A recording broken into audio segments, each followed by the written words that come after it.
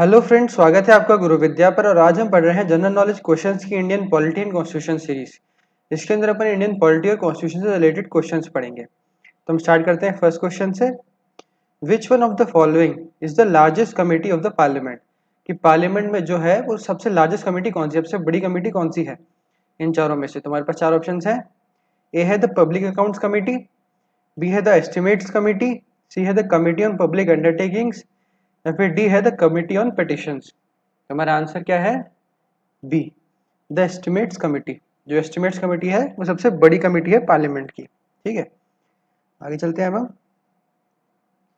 Parliament और a state legislature can declare a seat vacant if a member absents himself without permission from session for. जो parliament है या state legislature है वो किसी भी सीट को वेकेंट डिक्लेयर कर सकता है, यानी सीट को वेकेंट मतलब खाली डिक्लेयर कर सकता है अगर जो मेंबर उस सीट पे आना चाहिए था वो नहीं आता है, वो भी बिना परमिशन के। उसने परमिशन भी नहीं ली है छुट्टी की, लेकिन वो फिर भी नहीं आ रहा है अपनी सीट पर। एक तो अब उस सेशन की, तो कितने टाइम तक के लिए वो अगर नहीं आता है तो उसको हटा सकते हैं। तो पहला है 30 दिन, दूसरा है 60 दिन, तीसरा है 90 दिन, या फिर चौथा है 120 दिन। तो हमारा आंसर क्या है? बी, 60 दिन। अगर किसी सेशन के अंदर कोई मेंबर जो है वो 60 दिन तक नहीं आता है तो उस केस में उसकी सीट को वेकेंट डिक्लेयर कर सकते हैं, मतलब खाली डिक्लेयर कर सकते हैं। आगे चलते हैं अब हम। Which authority recommends the principle governing the grant in aid of the revenues of the states out of the consolidated fund of India? तो कौन सी अथॉरिटी है जो कि ग्रांट इन एड, यानी कि जो स्टेट्स को रेवेन्यू मिलते हैं उसमें से जो ग्रांट इन एड मिलती है, जो ग्रांट्स मिलती है उसको गवर्नमेंट से, तो वो जो ग्रांट मिलती है वो कंसोलिडेटेड फंड ऑफ इंडिया से जाती है। तो किसके पास ये अथॉरिटी है कि वो ये ग्रांट जो है वो स्टेट्स को दे सके? तो बस चार ऑप्शन हैं। Public accounts committee, union ministry of finance, finance commission, या फिर इंटर स्टेट काउंसिल। हमारा आंसर क्या है? सी, फाइनेंस कमीशन। ठीक है, तो फाइनेंस कमीशन है वो दे सकती है। आगे चलते हैं हम नेक्स्ट क्वेश्चन पर।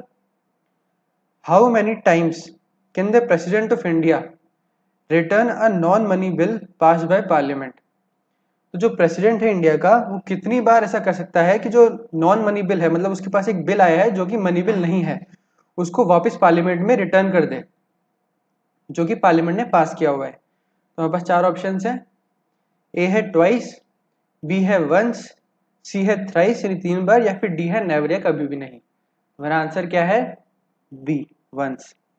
जो प्रेसिडेंट, जब पार्लियामेंट में कोई बिल पास होता है जो कि मनी बिल नहीं है और फिर वो प्रेसिडेंट के पास आता है उसकी असेंट के लिए, कंसेंट के लिए, या मतलब पास करने के लिए कि प्रेसिडेंट भी उसको पास कर दे, तो उस केस में अगर प्रेसिडेंट को बिल सही नहीं लगता है तो वो उसको पार्लियामेंट में वापस भेज सकता है।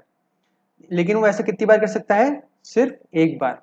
ठीक है, आगे चलते हैं हम नेक्स्ट क्वेश्चन पर। The term of the Lok Sabha, जो लोकसभा की टर्म होती है, जो टाइम पीरियड होता है जिस टाइम लोकसभा चलती है, वो A can not be extended, कि वो बढ़ाई नहीं जा सकती है। B can be extended for another another full term of 5 years, कि उसको अगले 5 साल के लिए बढ़ाया जा सकता है। सी है can be extended for an unlimited period, कि उसको अनलिमिटेड पीरियड तक बढ़ाया जा सकता है, कितना भी बढ़ा सकते हैं उसको। या फिर डी है can be extended by 1 year at a time, कि उसको एक बार में 1 साल के लिए ही बढ़ाया जा सकता है। हमारा आंसर क्या है? D, can be extended by 1 year at a time, कि उसको एक बार में एक साल के लिए ही बढ़ाया जा सकता है लोकसभा की टर्म को। ठीक है, आगे चलते हैं अब हम नेक्स्ट क्वेश्चन पर। If a person elected to both the union parliament and the state legislature does not vacate his seat in the state legislature within the stipulated period, then, अगर कोई ऐसा आदमी है जो कि यूनियन पार्लियामेंट है और जो स्टेट लेजिस्लेचर है दोनों का ही मेंबर है, तो उस केस में उसको स्टेट लेजिस्लेचर की सीट से हटना पड़ेगा। कितने टाइम के अंदर अंदर? जो टाइम दिया हुआ है उस टाइम के अंदर अंदर उसको हटना पड़ेगा स्टेट लेजिस्लेचर की सीट से। अगर वो नहीं हटता है तो उस केस में हम क्या कर सकते हैं? बस चार ऑप्शन है। His seat in the state legislature automatically becomes vacant, कि जो उसकी सीट होती है स्टेट लेजिस्लेचर के अंदर वो अपने आप ही खाली मान ली जाती है। या फिर बी है his seat in the parliament will become vacant, जो उसकी सीट पार्लियामेंट में जिसको मिली है यूनियन पार्लियामेंट में वो खाली मान ली जाएगी फिर, अगर वो स्टेट लेजिस्लेचर से नहीं हटता है तो। या फिर सी है both the seats will become vacant, कि जो दोनों ही सीट है उसकी पार्लियामेंट में भी और स्टेट लेजिस्लेचर में भी, वो दोनों ही खाली मान ली जाएंगी। या फिर डी है he may be debarred from contesting elections in the future, कि अगर वो ऐसा करता है तो उसको आगे फ्यूचर में कोई भी इलेक्शन में खड़े होने से मना कर दिया जाएगा। तो हमारा आंसर क्या है? B, his seat in the parliament will become vacant, जो उसकी पार्लियामेंट में जो उसकी सीट मिली है उसको वो खाली मान ली जाएगी, मतलब उसको सीट नहीं मिलेगी फिर। ठीक है, आगे चलते हैं अब हम नेक्स्ट क्वेश्चन पर। The first no confidence motion moved in Lok Sabha after independence was in the year, तो जो इंडिपेंडेंस है उसके बाद पहली बार जो नो कॉन्फिडेंस मोशन आया था लोकसभा में, वो कौन से साल आया था? हमारे पास चार ऑप्शन है, 1954 में, 1960 में, 1963 में या फिर 1975 में। हमारा आंसर क्या है? सी, 1963 में आया था। जो नो कॉन्फिडेंस मोशन आया था इंडिपेंडेंस के बाद पहली बार, वो आया था 1963 में। ठीक है, आगे चलते हैं अब नेक्स्ट क्वेश्चन पर। A team of men selected by the party in opposition to take over the different portfolios in case the party is able to wrest power is known as, ऐसी कोई टीम जो कि जो opposition party होती है वो बनाती है किस केस में, कि जो पार्टी पावर में है अभी, अगर वो पार्टी पावर से हट जाती है तो उस केस में जो अलग अलग काम करने पड़ेंगे ओपोजिशन पार्टी को, उस केस में वो उनके लिए जो मेंबर सेलेक्ट करती है, तो उसको क्या कहा जाता है, उस टीम को क्या कहा जाता है? तो बस चार ऑप्शंस हैं, A inner cabinet, B shadow cabinet, C caucus या फिर डी प्रोरोगेशन। हमारा आंसर क्या है? B, shadow cabinet. ठीक है, क्योंकि वो असली कैबिनेट तो है नहीं, जो कैबिनेट तो क्या होता है, जो पार्लियामेंट असल में होती है, जो मतलब जो पार्टी पावर में होती है उसी का होता है कैबिनेट, तो जो प्राइम मिनिस्टर के संग बैठता है। लेकिन इस केस में ये जो कह रहा है कि अपोजिशन पार्टी, अगर उसको ऐसा लगता है कि जो पार्टी पावर में है अभी वो हटने वाली है या वो हट सकती है, तो उस केस में वो जो टीम बनाते हैं जो कैबिनेट को रिप्लेस करेगी, तो उसको क्या कहते हैं? Shadow cabinet. ठीक है, आगे चलते हैं अब हम नेक्स्ट क्वेश्चन पर। A member of parliament can claim immunity,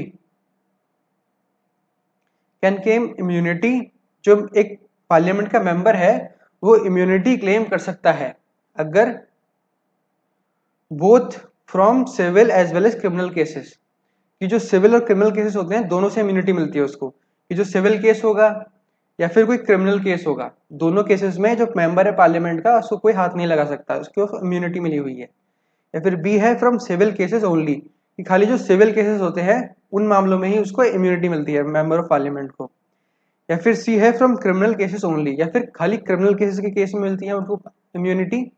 या फिर डी है can not claim immunity either from civil और फ्रॉम क्रिमिनल केसेस, कि वो ना ही सिविल और ना ही क्रिमिनल केसेस से इम्यूनिटी ले सकता है। हमारा आंसर क्या है? B, from civil cases only. तो जो मेंबर ऑफ पार्लियामेंट है उसको इम्यूनिटी किससे मिलती है? खाली सिविल केसेस से। ठीक है, जो सिविल केसेस है वो उस पर नहीं लगा सकते हैं। आगे चलते हैं अब हम। Representatives of union territories in Lok Sabha are chosen by, जो यूनियन टेरिटरीज हैं इंडिया की, उनके जो रिप्रेजेंटेटिव्स चूज होते हैं लोकसभा के लिए, उनको कौन चूज करता है? तो हमारे पास चार ऑप्शंस हैं, ए डायरेक्ट इलेक्शंस, कि डायरेक्ट इलेक्शन से चूज होते हैं वो, बी है इनडायरेक्ट इलेक्शंस, कि इनडायरेक्ट इलेक्शन से चूज होते हैं वो, सी है नॉमिनेशन, कि उनको कोई नॉमिनेट करता है, या फिर डी है all of the above means, कि ऊपर के सारे तरीके यूज होते हैं। तो हमारा आंसर क्या है? ए डायरेक्ट इलेक्शंस। ठीक है, जो यूनियन टेरिटरीज के रिप्रेजेंटेटिव्स चूज होते हैं वो डायरेक्ट इलेक्शन से चूज होते हैं। ठीक है, आगे चलते हैं अब हम। ये इस वीडियो का लास्ट क्वेश्चन है। Rajya Sabha has the exclusive authority to, तो राज्यसभा के पास अलग से अथॉरिटी किस चीज के लिए होती है? एक्सक्लूसिव अथॉरिटी, ये खाली राज्यसभा ही कर सकती है। ये हमारे पास चार ऑप्शन है, इम्पीच द वाइस प्रेसिडेंट, कि वो वाइस प्रेसिडेंट को हटाने के लिए मोशन पास कर सकती है कि जो वाइस प्रेसिडेंट है उसको हटाना है। बी है intimate impeachment proceedings against the chief election commissioner, कि जो चीफ इलेक्शन कमिश्नर है उसके लिए भी इम्पीचमेंट प्रोसीडिंग जो है वो चालू कर सकती है।